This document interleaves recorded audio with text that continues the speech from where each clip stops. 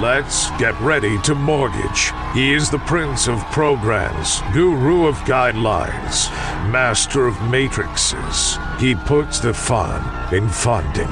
Please welcome Mark, Mr. Mortgage Eitel. All right. Good morning, everyone. My name is Mark Eitel, host of the Mr. Mortgage Show, and we are very glad to be joining you for another beautiful weekend day. I've got Dom in the studio with me. Dom's the producer extraordinaire, makes me sound halfway audible, and mans the board as well as the questions hotline. And let's go ahead and throw that out there. The Anytime hotline is 561-291-8569. That's 561-291-8569. You can call in with your questions or text your questions if you prefer not talk to anybody to that number. And as always, Dom will get those to me and we'll get them on the air. Also, you can visit the website, www.mr.mortgage. That's www.mr.mortgage. Never ever a .com, just mr.mortgage. There's a contact us link there. You can fill out your question and shoot it to us. We'll get to it as well. So as always, as I mentioned, super happy to be with you today. I hope you got a cup of coffee with you. I know I got mine sitting here on the desk with me.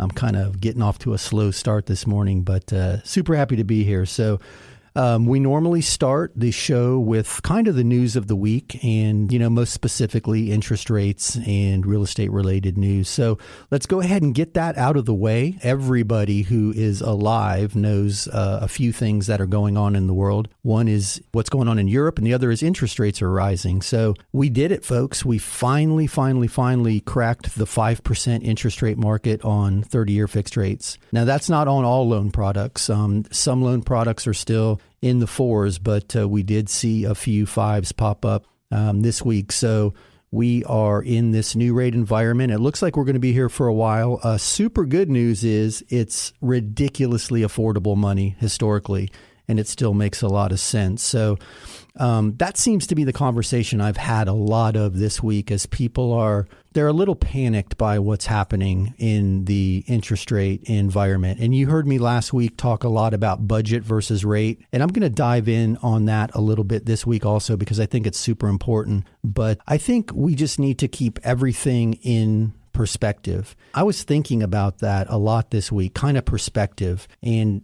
think about a time where the weather was amazing. We had 3 or 4 or 5 or 6 days in a row of sunny skies, blue skies, not a cloud in the sky. Air was crisp and cool, and you were happy to be outside. You were getting everything done. You might have even started some yard work projects. That's how much you enjoyed to be outside. And maybe day 5 or 6, it started to get cloudy and it started to rain. And maybe it wasn't even a heavy rain, but just a drizzle.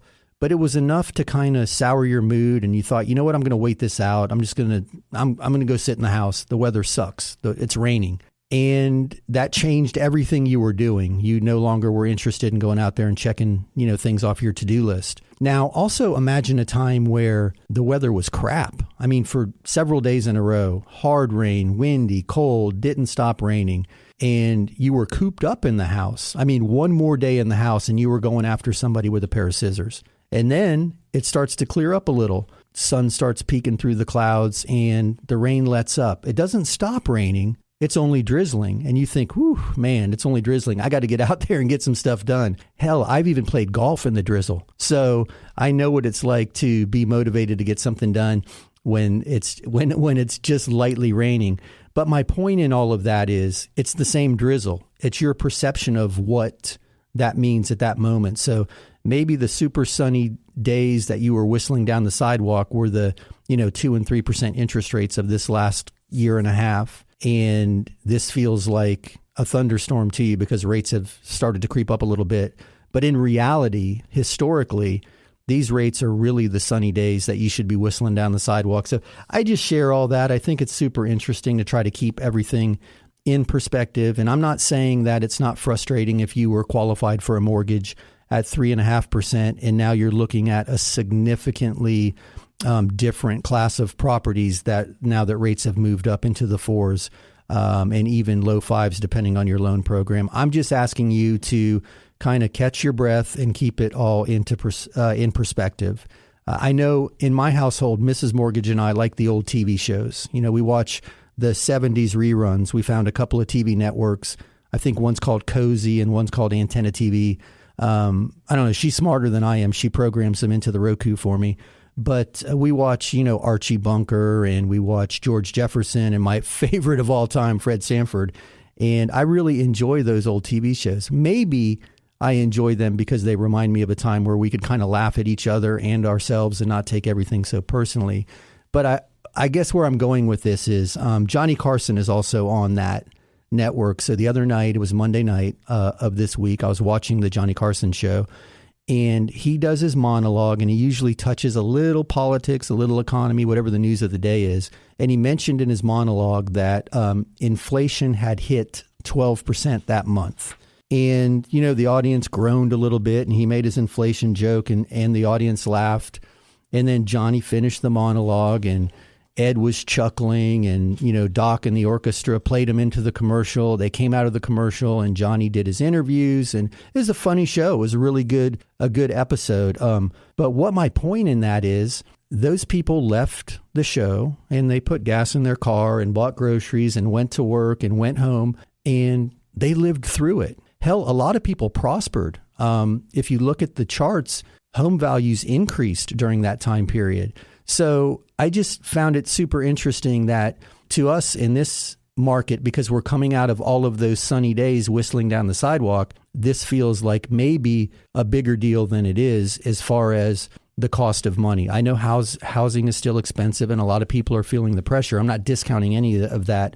I'm just asking us to keep it all in perspective. So I jumped on the internet and did the research like I always do. I geek out on this stuff. And for Johnny to reference 12% inflation, that had to be in the very late months of 1979. In 1979, the inflation rate average was 11.25.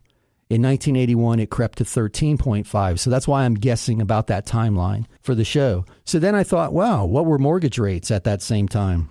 Mortgage rates in 79 were 11.2%, and in 1980, they were 13.75%. And I pulled some of the headlines from the old newspapers, and it was either a Washington paper or a New York paper said the government has to do something about the housing crisis, right? They were calling it a housing crisis back then. And then I said to myself, hey, keep digging. What was home appreciation during that same cycle?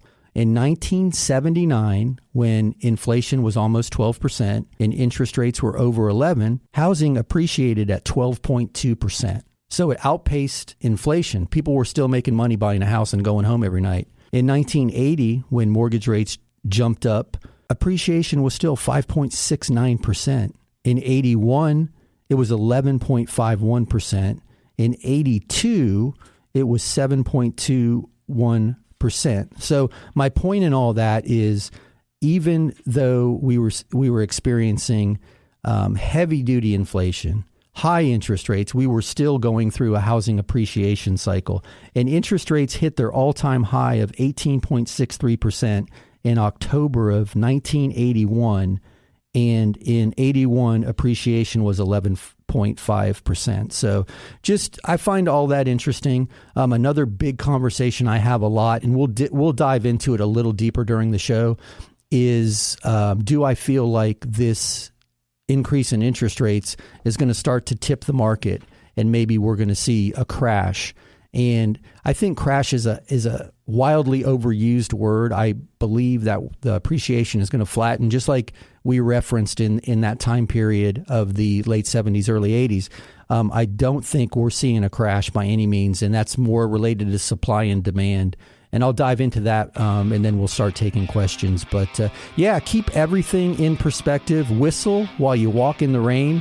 5%, 4%, 6% interest is still ridiculously affordable money. There's still a tremendous amount of opportunity in this market. So don't let the headlines scare you off. Look at your budget instead of the interest rate. We'll talk about that too on the other side of this break. 561-291-8569 is how you get your questions to us. That's 561-291-8569. Hey, it's Mark Eitel, host of the Mr. Mortgage Show. You hear me all the time talking about the need to have the very best team representing you in a real estate transaction. And that starts with a really great agent. If you've got a great agent, that's awesome. But if you don't, check out www.reallyGreatAgents.com. There you'll find the best of the best, regardless of the city they work in or the brokerage they work for. www.reallyGreatAgents.com, www.reallyGreatAgents.com. Here's another 5-star review. My wife and I own a small business. And the way our accountant file our taxes, we don't show much income on tax returns. Because of this, it looks as if we don't make the money. This was a problem for our bank when we applied for a mortgage. But not for Mark. He verifies our income by using our monthly bank statements. Mark and his Mr. Mortgage team made a big difference for me. Yes, I am happy to recommend Mr. Mortgage Mark. It's not every day that you need an appraisal, whether it's for a divorce settlement, estate planning, or maybe you're appealing a tax assessment, or you just want to make sure you have adequate coverage in your property insurance. When you need a certified appraisal, turn to my friends at soflappraisal.com. That's soflappraisal.com. Peter and his team have been appraising properties here in South Florida for decades. soflappraisal.com. And tell them you heard this on the Mr. Mortgage Show. Are inflation and everyday expenses eating into your retirement income?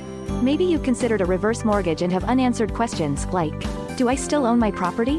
Can the bank kick me out? What happens when I die? Can I still leave my house to my kids? These are all great questions. Visit www.moreaboutreverse.com to learn more. That's www.moreaboutreverse.com. www.moreaboutreverse.com. Let's get ready to mortgage. He is the prince of programs, guru of guidelines, master of matrices. He puts the fun in funding. Please welcome Mark, Mr. Mortgage Eitel. Welcome back to the Mr. Mortgage Show. Call us now, 561-291-8569. All right, we are back. That's right, I do put the fun in funding. It is still fun to fund deals, even at these interest rates. So, hey, another thing I mentioned is I get asked all the time, do I think this increase in interest rates is going to influence the market enough to cause a crash? And I don't have a long-term crystal ball. I try not to look out, more than the next few years. And I want to talk really briefly about what I think is more closely influencing and almost governing the prices at the moment, and that's supply and demand. So when there are more for sale, right, whatever the product is, then people who want to buy it, it goes on sale. Think of, here, I'm going to give you a great example. Let me finish this thought first. When there's less for sale than people who want to buy it, the price goes up. Now, we all went through the pandemic. We were all out there searching for toilet paper and paper towels and hand sanitizer. And there was a time period where there was none anywhere. It wasn't in the stores. I mean, the gas station convenience store was selling single rolls for, I don't know, $5 or $7 a roll just to get you through. So I know that the demand outpaced the supply. And we all remember this. We went through a period of a few months there where we were buying those essentials on eBay. People were paying, $25 for a pump of hand sanitizer. This is a very real and recent experience. That was because due to panic buying, demand outpaced supply. So it was scarce. It was hard to get. Prices went up. That's what's happening in housing. There's more people who want to buy than want to sell at the moment. So that's supporting the values that we currently experience. Now, most of us remember the crash. What happened in the crash was more people wanted to sell, and actually more people had to sell because of the mortgage product that they used. But my point in that is there was more supply entering the market than the demand for it at that particular instance for other reasons, but nonetheless, more supply than demand. And to finish that pandemic thought, Mrs. Mortgage and I found a brand of paper towels and tissue paper that was made from bamboo. And it was available at CVS, and CVS stocked up on it because they couldn't get Scott's or Bounty or anything. And we started buying it, And, we bought into the whole thing that it was green and good for the environment. And it's brown, so it's kind of strange looking. It looks like craft paper. But anyway, my point is that was all that was available. So we bought it. It was super expensive. But right after everything normalized again, guess what? Nobody wanted that brown bamboo paper towel product. So there was more supply of that product than demand, and it went on sale.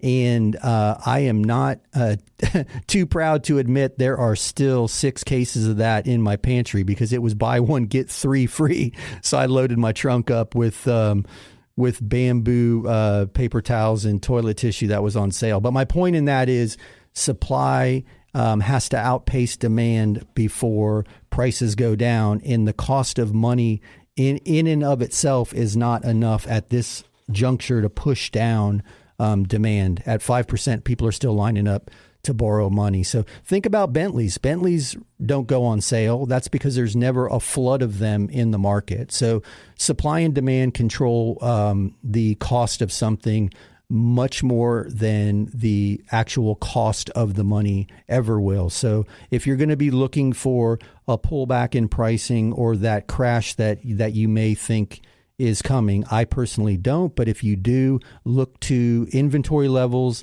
and time on market as an indicator of that happening, not necessarily the cost of money. And who knows, if interest rates keep soaring, maybe it will damper demand to the point that there is more supply. But we first have to level out before we even get upside down in a supply situation. So supply and demand govern prices. That's where I was going with that. So we're going to jump into some questions. I think Dom has given me the thumbs up that we've got one teed up. What do we have, Dom? We have Carol that emailed us. She's asking, I'm just starting to look for an investment property. Is there a good website to find foreclosure houses, or maybe one that's going into foreclosure? Hey, Carol, that's a great question. And yeah, thanks, Dom. So here's what happens whenever we get into a rapidly appreciating cycle is everybody wants to be investors. And Carol, I'm not discouraging you. It's a wonderful opportunity. I'd like to learn a little bit more about your circumstance. Are you thinking of flipping properties, or are you thinking of buying and renting them, becoming a landlord? Because there are 2 very different strategies when acquiring those different investment opportunities. So, but to answer your question, if you're looking for HUD foreclosures, which is typically going to be the more entry-level house, entry-level price point, the website for HUD's foreclosures is hudhomestore.com, and you will need an agent to register to bid for you on those homes. But yeah, HUD Home Store is where the FHA homes are liquidated, if you will. So that would be a place to look. Auction.com handles some of the, I believe it's auction.com. You know what? If it's not, text or email me, or I'll get you the, I believe it's called auction.com, handles some of the Fannie and Freddie foreclosures.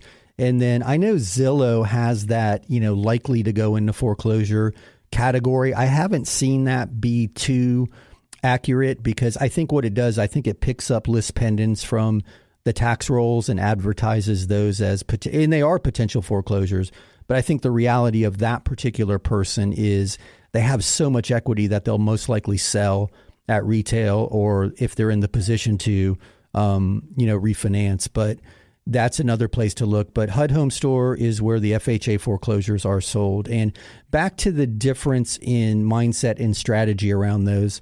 So if you're thinking of flipping, be cautious, because now is a bit of a challenging time to flip properties because of the cost of labor and material that goes into the construction trades. So there are many, many reports and news pieces that I'm seeing on, stations like CNN, or their website, CNN and CNBC, where they're talking about flippers who don't have the horsepower to finish the project because the expenses are more than they imagined. I mean, I watched a story the other day where the elevator company is putting 3 elevators in this apartment building, and elevator 1 went in, elevator 2 was 20% more because of the cost of materials, and elevator 3 was 17% more than elevator 2.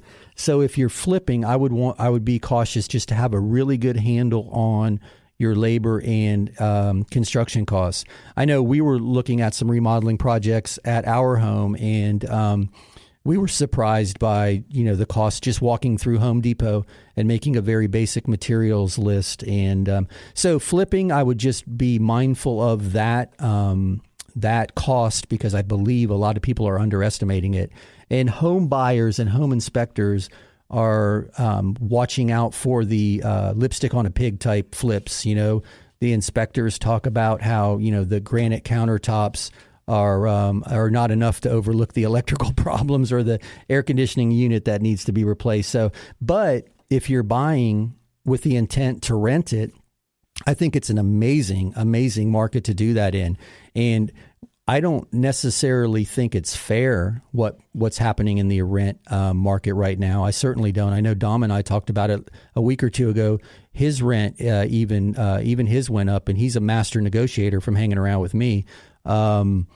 And he's getting mortgage ready, by the way, folks. This guy has his stuff together. He's not a renter because he has to. He's got a master plan. But nonetheless, if you're going to buy to rent, I think it's an amazing opportunity, because we all see what's happening with rent prices, and the home values are supporting rent prices, right? Because it's what are you going to do? Are you going to buy or are you going to rent? So people have less choice and less option, and it's putting more demand even in the rental market. And we see the stories where institutional investors are coming in and buying single family homes and renting them out. So the DSCR loan product that we talk about all the time is an awesome loan product for even first time investors. And I think that sounds about like what your category might be as a first-time investor, and I'd be happy to walk you through that DSCR program if you're buying rentals. So anyway, I hear the police sirens rolling up behind me. That means we're heading into a break. On the other side of this break, we'll take more of your questions, and get those questions to us via the Anytime Hotline. That's 561-291-8569. That's 561-291-8569. Hey, it's Mark Eitel, host of the Mr. Mortgage Show. You hear me all the time talking about the need to have the very best team representing you in a real estate transaction. And that starts with a really great agent. If you've got a great agent, that's awesome. But if you don't, check out www.reallyGreatAgents.com. There you'll find the best of the best, regardless of the city they work in or the brokerage they work for. www.reallyGreatAgents.com. www.reallyGreatAgents.com. Here's another 5-star review. We started our loan with a different company. They said we were approved, but at the last minute they told us there was a problem. I still don't know what went wrong, but thankfully our real estate agent told us about Mark. I was pretty stressed, but it's the perfect house, so we gave Mark a shot. He got it done. I'm not sure what was different, but I don't really care. We even got a better interest rate and with less money out of pocket than the first guy quoted us. It was a great surprise. Yes, I'm happy to recommend Mark and his Mr. Mortgage team. It's not every day that you need an appraisal, whether it's for a divorce settlement, estate planning, or maybe you're appealing a tax assessment, or you just want to make sure you have adequate coverage in your property insurance. When you need a certified appraisal, turn to my friends at SOFLappraisal.com. That's SOFLappraisal.com. Peter and his team have been appraising properties here in South Florida for decades. SOFLappraisal.com. And tell them you heard this on the Mr. Mortgage Show. Are inflation and everyday expenses eating into your retirement income? Maybe you've considered a reverse mortgage and have unanswered questions like, do I still own my property? Can the bank kick me out? What happens when I die? Can I still leave my house to my kids? These are all great questions. Visit www.moreaboutreverse.com to learn more. That's www.moreaboutreverse.com. www.moreaboutreverse.com. Welcome back to the Mr. Mortgage Show. Call us now, 561-291-8569. All right, we are back. My name is Mark Eitel. I host the Mr. Mortgage Show. We do this little mortgage party every weekend at this time on this station, or if you're listening to us on the podcast replays, that's awesome. And share that, would you? We're trying to spread the word. We're on all the podcast networks. If you want to check out some back episodes, just go to Google and type in the Mr. Mortgage Show. Just search us. You'll find us. We pop up everywhere.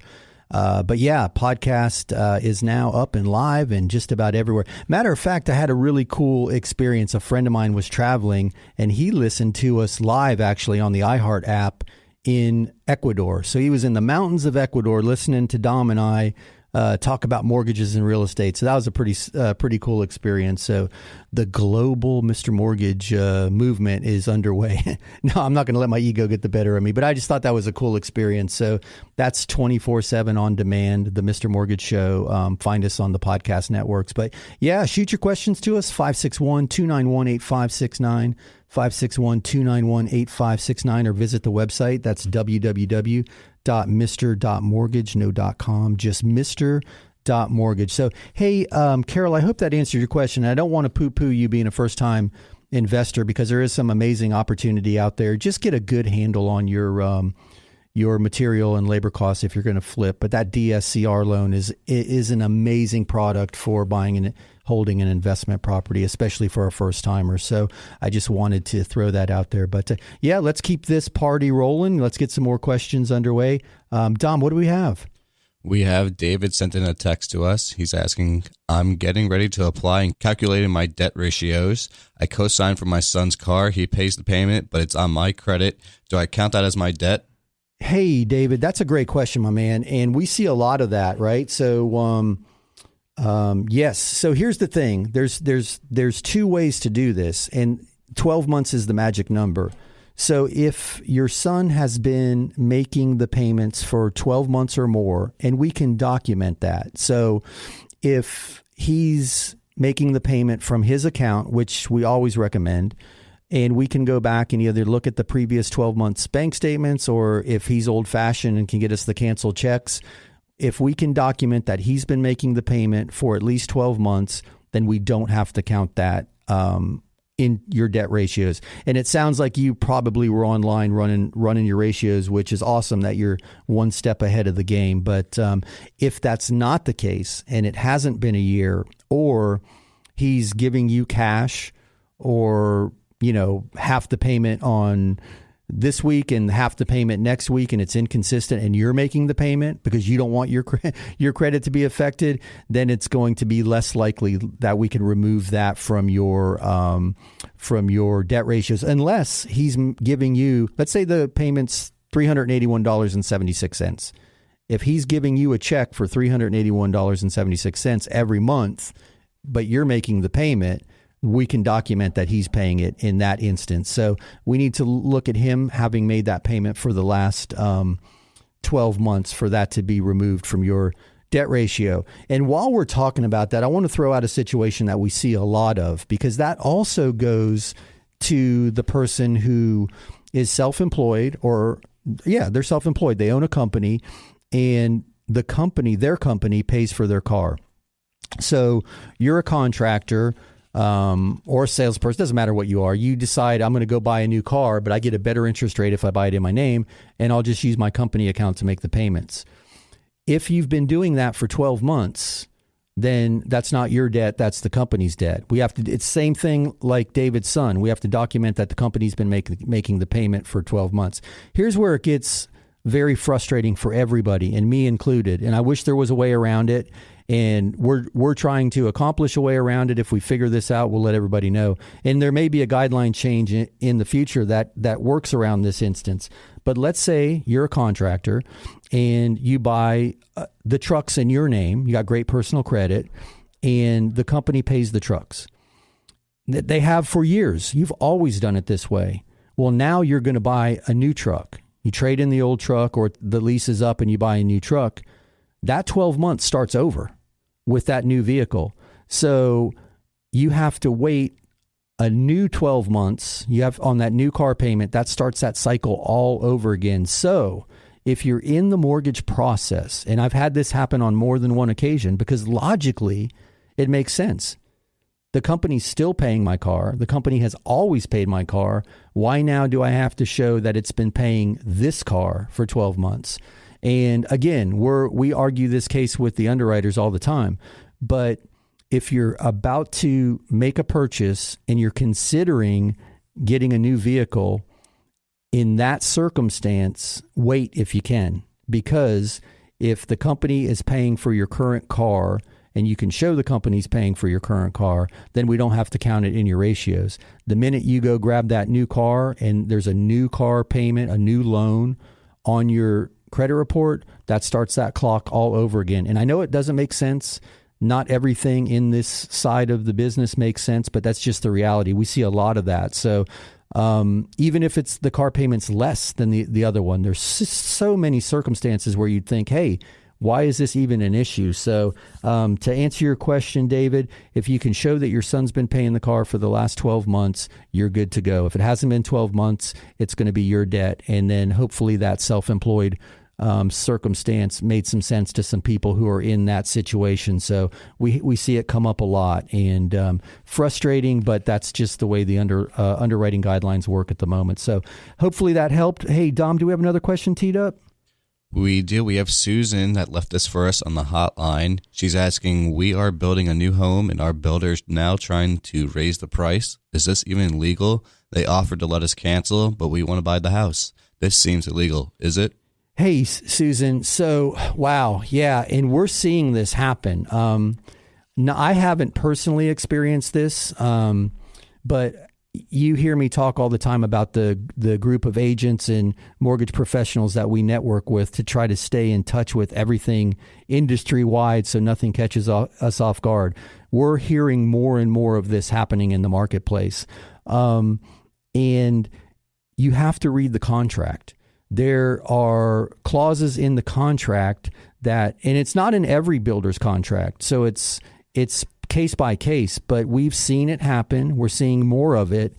And if it's in the contract that the builder can escalate because of whatever the circumstance is, in this instance, it's most likely construction costs. It could, and again, legal, I'm going to direct you to an attorney. Always, always, always. I'm not giving you legal advice. I'm just telling you what I'm seeing and hearing as the industry is reporting, if you will. And I'm hearing a lot of this lately where the builders are citing increase in material costs and labor. And because of that, they're either offering to let you out of the contract or they're asking you to pay an increased price. So I'm not in the position to offer an answer if it's legal or not. But I do know that it is in builders' contracts, and I am of the mind that if you sign the contract and it's in the contract, it most likely is there for a reason and is probably defensible, or the builder wouldn't have put it in there to begin with. So it certainly is frustrating. It's not fair. But I think also, too, what's happening is I know we have a tendency to say greedy builder, greedy builder, greedy builder. I think some of it's legit. I think some of them have suffered some serious increases in construction costs, and they might be losing money or breaking even at that contracted price that they negotiated with you, 6, 9, 12 months ago. And purely from a business decision on their end, whether they lose money and sell you the house or they break even and sell you the house, which essentially is losing money, right? Because they're in business to make money. They're going to mark the house up based on their increased and unforeseen costs along the way. So I'm really sorry to hear that. I don't envy the circumstance. I would call an attorney. If you need an attorney, I can probably refer you to somebody. But yeah, I would talk to an attorney just to have them digest that contract. And maybe there's something in the contract that allows you to ask the builder to document the increases. Maybe you can negotiate the increase and say, okay, if you're asking for, and I'm guessing because you didn't tell us, 20, 30, 40,000 more, show us how you got to that number before we just agree to pay it. I don't know if that's an option, but hey, I'm really sorry that's happening to you, but we are hearing that happen more and more in this particular market as prices are getting, the builders, just like they're getting the rest of us, they're paying more for everything too. So anyway, on the other side of this break, we're going to keep diving into your questions. Shoot those questions to us, 561-291-8569. That's 561-291-8569 or www.mr.mortgage.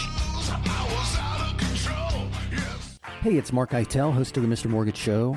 You hear me all the time talking about the need to have the very best team representing you in a real estate transaction. And that starts with a really great agent. If you've got a great agent, that's awesome. But if you don't, check out www.reallyGreatAgents.com. There you'll find the best of the best, regardless of the city they work in or the brokerage they work for. www.reallyGreatAgents.com, www.reallyGreatAgents.com. Here's another 5-star review. We kept our business above water with credit cards during the pandemic. I'm glad we did. Business is better than ever. But I didn't want to be a slave to those credit card payments. I called Mark about the rec loan he advertises. Long story short, we did a rec refinance and paid off everything, even the car. Now we only have the mortgage payment. We're saving a bunch every month. Yes, we are happy to recommend Mark and the Mr. Mortgage team. Are inflation and everyday expenses eating into your retirement income? Maybe you've considered a reverse mortgage and have unanswered questions like, do I still own my property? Can the bank kick me out? What happens when I die? Can I still leave my house to my kids? These are all great questions. Visit www.moreaboutreverse.com to learn more. That's www.moreaboutreverse.com. www.moreaboutreverse.com. Welcome back to the Mr. Mortgage Show. Call us now, 561-291-8569. All right, we are back, and you heard the man. 561-291-8569 is how you get your questions to us, either via your voice or a text. Dom is manning the hotline, and he'll get your questions on the air. Or if you want to get on the air with us, he'll do that for you too, but you got to call 561-291-8569 or visit us online at www.mr.mortgage, www.mr.mortgage. So we are going to keep this party rolling. Hey, Dom, what do we have question-wise? We have Jessica who sent in a text. Jessica's asking, when does changing real estate agents make sense? We've made several offers and our agent doesn't seem to be getting it done. Any advice? Wow, Jessica, that's a tough one, right? Because it's hard right now for the offers to get accepted. I can't answer that as a general rule of thumb. If you still believe that your agent's a good agent, that they have your best interest in their heart, they're putting your interests forward, I think you should stick with them. Now, if you feel like they're misrepresenting you, or they're giving you bad advice, or they're putting you in jeopardy, they're suggesting offers that make you uncomfortable, either financially or otherwise, then maybe it's time to change. But I wouldn't blame the agent on offers not getting accepted, because it's super competitive out there right now. And we're seeing, people making 3, 4, 5, 6, 7 offers before finally getting that one offer accepted. Super frustrating. I don't know that I would blame your agent right out of the box on that one, but I can understand your frustration. And speaking of agents, you always hear me talking about, the need for a really great agent. And I'm happy to get you in touch with one if you need one. Jessica, I'd like you to explore that relationship you already have before you jump ship, if that's the only thing that's frustrating you about that person. Matter of fact, I speak on a panel every Tuesday at 2:00. There's me and 3 other mortgage professionals from other areas of the country, and we do a open forum live Q&A for real estate agents all over the country. And I threw out a question to the panel and to the audience, just out of curiosity: who has had the experience of the most consecutive offers with the same client, same agent, and same mortgage professional involved before a transaction was accepted? Now, I was expecting to hear 15, 17, and I did. Some people were 11. A lot of people seemed to be 6 to 8. That seemed to kind of be the magic window. But in this, and I'm shouting Jasmine out in particular, and she's a rock star. But Jasmine stood up and said, or raised her hand and said, 73 offers over 2 years before that FHA offer got accepted. So, man, that's a soldier right there. If you've got somebody on your team that's willing to fight through 73 offers to get you accepted, that's definitely somebody worth sticking with. And man, what a celebration for that. This particular client, Jasmine told the story, single mom, nurse. I mean, all of the heartstrings were tugged with this particular story. They hung in there after 73 offers. So I encourage you, if your agent seems to be doing a good job, you believe that they're giving you good advice. If your only frustration is that your offers aren't getting accepted, I'd hang in there. But as always, if you're looking for a really great agent, I'm happy to direct you to one. So hopefully that helps. I know the market's crazy out there. It's super frustrating, but hang in there. Hopefully you're not that 73.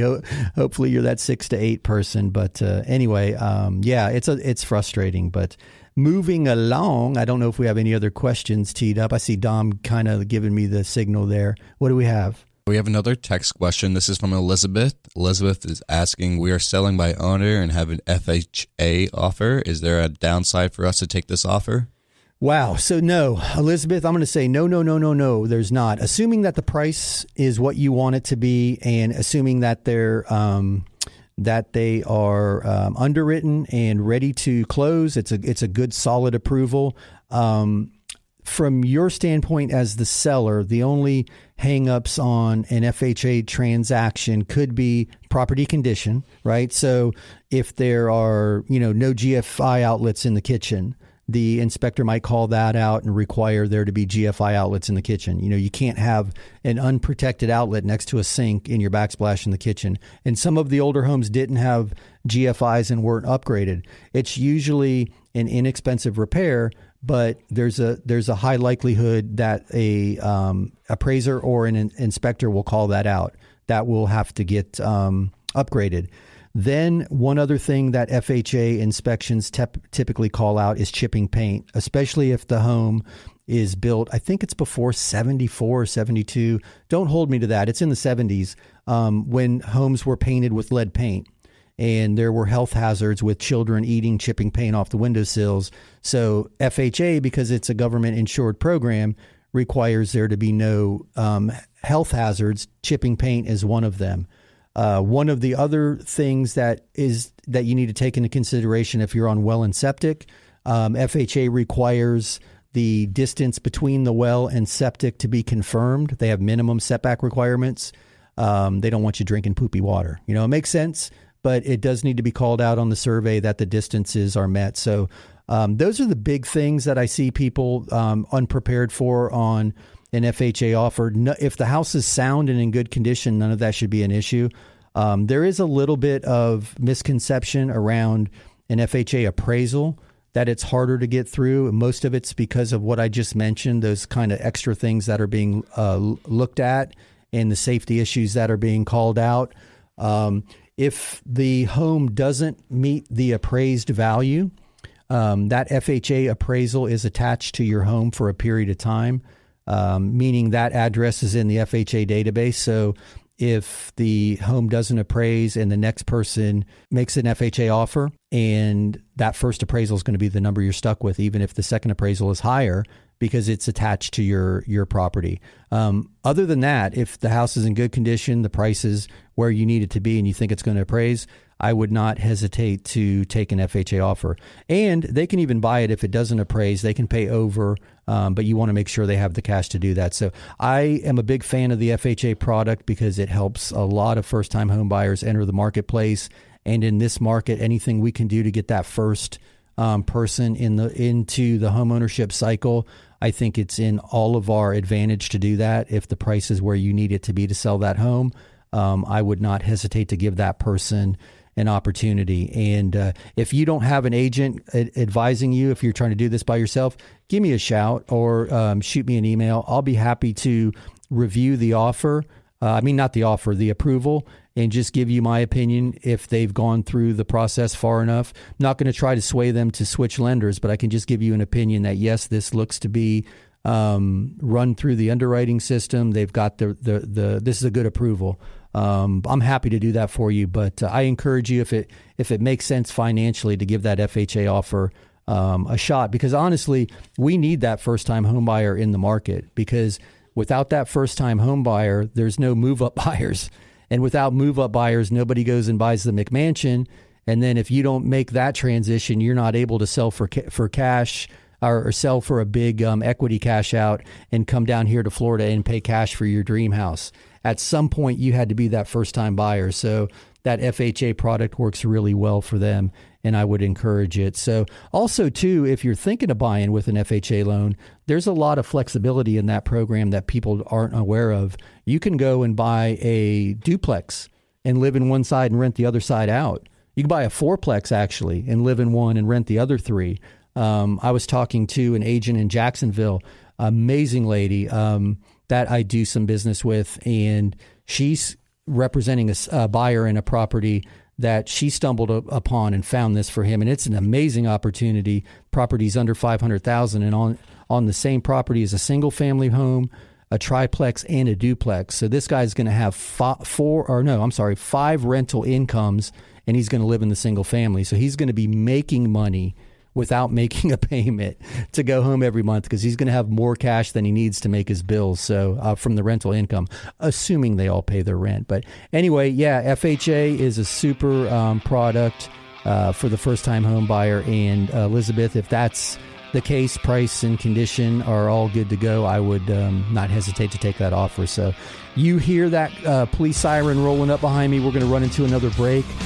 Shoot your questions to us. 561-291-8569 is the Anytime hotline. 561-291-8569 or www.mr.mortgage. That's mr.mortgage, never a .com.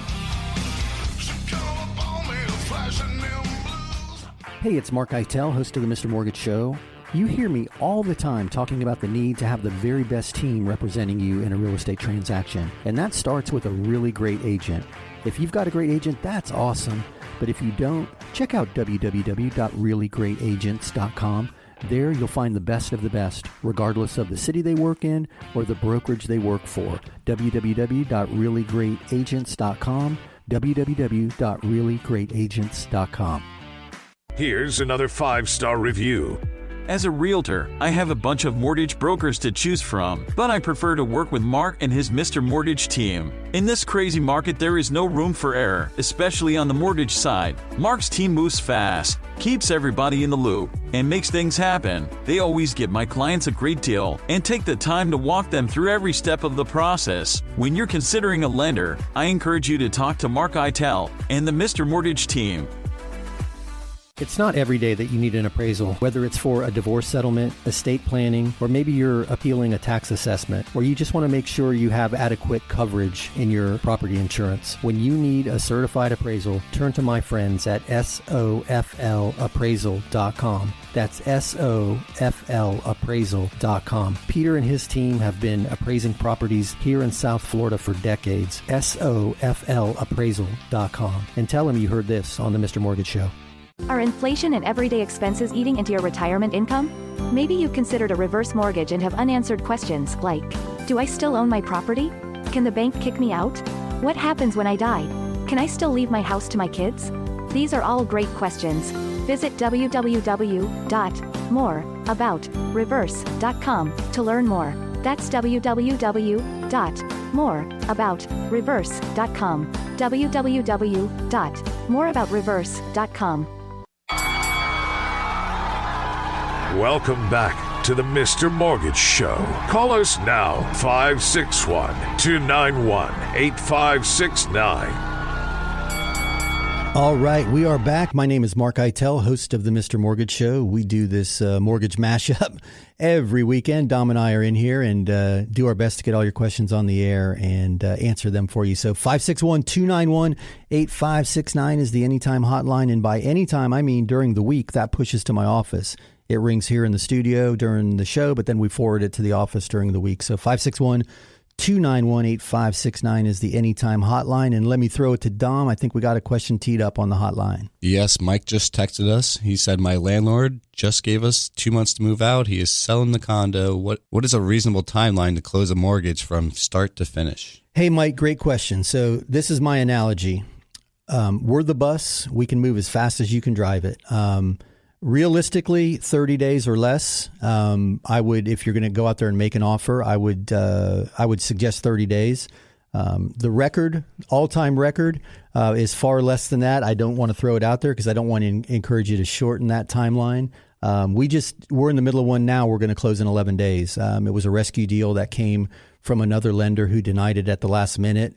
I'm not quite sure why they denied it. I don't know, maybe we're magic. We were able to find a way to make it work, but that one was 11 days from when it landed in our lap. Now, the difference is that package was ready to roll. As fast as you can get your documents to your lender should be able to perform. So if you can get everything up front, that's going to make life a lot easier on you throughout the process. But I think with only 2 months, you need to get rolling and find a place, because that's probably going to be the hardest part of this equation. Pre-qualification or pre-approval rather takes 1 to 2 days, again, depending on your document submission. After that, we can move as fast as you can, but get started now if you're seriously considering doing this in 60 days, because the hardest part of that timeline is going to be finding that house in that first 30 days of that window to make it work for you. So hopefully that helped. If you have questions on that, Mike, just give me a shout, 561-291-8569, anytime during the week, or anytime, the Anytime hotline, right? Or shoot us an email. You can find all of our contact information on the web at www.mr.mortgage. So, hey, I want to share that high in the Andes mountain thing I mentioned in the first segment of the show this week. My friend was vacationing down there. Actually, he's buying down there. And I never call anything a trend until it happens to me 3 times. And this happened to me 3 times in the last week. So we're refinancing his house. He's going to pull some equity out of his house, and he went down to Ecuador. He's buying a place, and he's going to live in Ecuador. There's no real estate tax. They're paying him 12% on his CD for some introductory period of a year to bring investment into the country, and very, very low cost of living. So he's capitalizing on all the appreciation. He's got a few properties, so he's only doing this on one. He's pulling the cash out, going down there, and he swears he's going to live down there full time, but I think he's just going to be a part-time resident. But I call it a trend because 2 times this week, I've talked to both women, interestingly enough, both single women, actually, interestingly enough, that are looking to Mexico. They're buying properties in Mexico, and they're going to Airbnb the properties out, but they're capitalizing on equity that's been created in this U.S. housing market during this boom and the low interest rates that we currently have, because they're far lower than they are in Mexico or in Ecuador. You can't even get a quote-unquote proper mortgage. But it's just an amazing opportunity that they're looking globally. When I look at opportunity, I'm thinking North Carolina. I'm thinking Tennessee. I'm not thinking the Andes. I'm thinking the Blue Ridge Mountains. So it's just pretty wild how I think we're in a more global environment than ever before. But 3 times this week, I've talked to people who are cashing out of their equity in one form or another here in the States and buying either a vacation home or a full-time residence in another country. So I just find that fascinating. You hear me all the time talking about looking past the circumstances to find the opportunity, and these 3 individuals certainly have done that. So I'm going to bring you a lot more on the Ecuadorian circumstance and situation, because he's actually going to build a business around that where he's going to help other people who want to do the same thing. But that's for a future conversation. That's in the works. I just find it fascinating. I wanted to throw that out there. Again, my name is Mark Eitel. This is the Mr. Mortgage Show. You can reach us on the Anytime hotline, 561-291-8569. That's 561-291-8569. That's truly anytime. It pushes to my office when we're not on the air.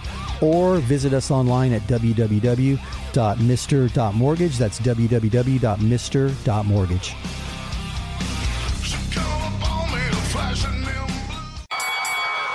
That's a wrap. Join Mark Eitel next week for more thrilling, edge-of-your-seat discussions about real estate and mortgages right here on The Mr. Mortgage Show.